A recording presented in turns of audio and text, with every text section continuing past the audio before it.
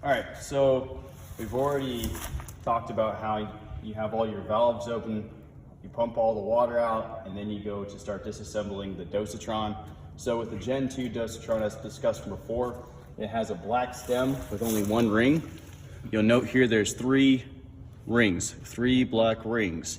You're only gonna undo the top one. That's the Gen 1. You do not want to undo the bottom 2 for the Gen 1. Now, when we first start out disassembling, after you've gotten all the water out by pumping, we're gonna start by removing the top.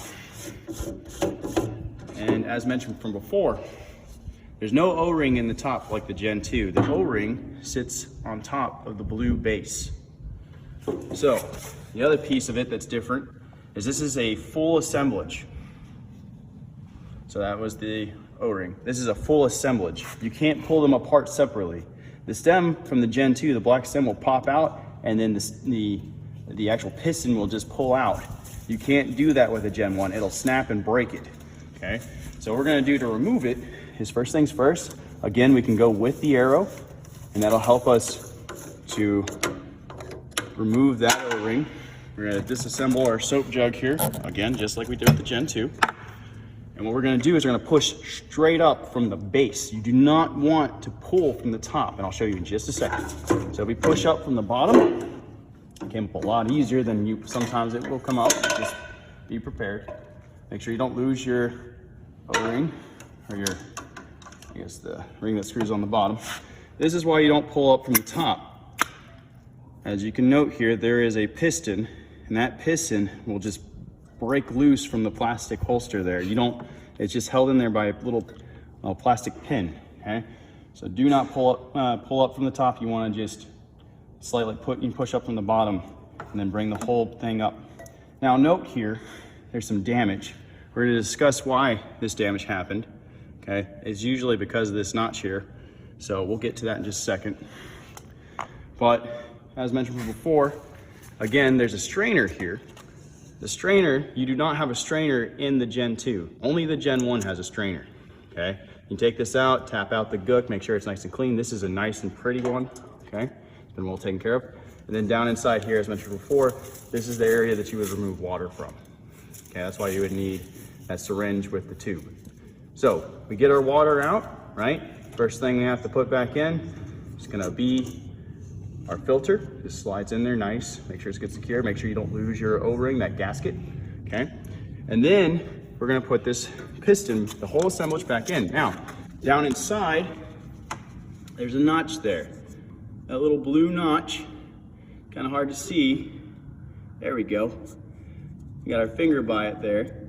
You have to line up that blue notch with the black cutout here on this disc, this diaphragm, if you will, okay? So what we're gonna do is put our soap. This is what happens if you don't line it up. Yes, it'll crack it apart.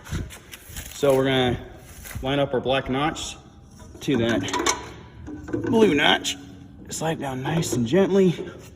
And then what we're gonna do to help secure it in place is you're gonna pull down gently from this white base here, this white stem, and we're already seated in there. You can actually feel it. If it wasn't, you could kind of see it spins around, but as soon as it drops in, let's see.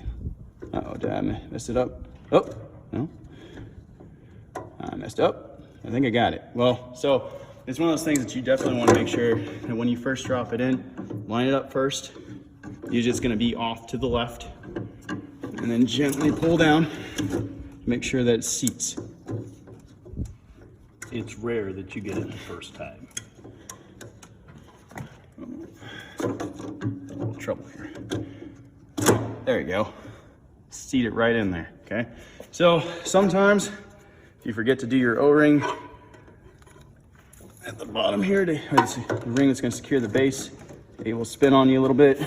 Just make sure you do get it secured properly. If you're second guessing yourself, just line it up again. Take the time to ensure this is done right, because otherwise it will crack apart.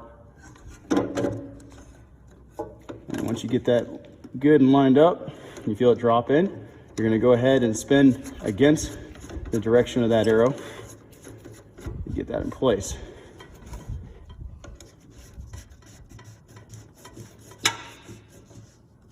You don't have to make it super tight. Snug is good.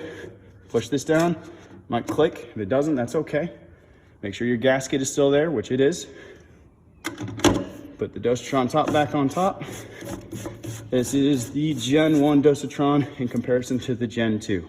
Okay, remember, only the top ring here is the one that you're manipulating. Don't manipulate these two bottom rings. That's actually to adjust the amount of soap that's allowed in, so don't do that.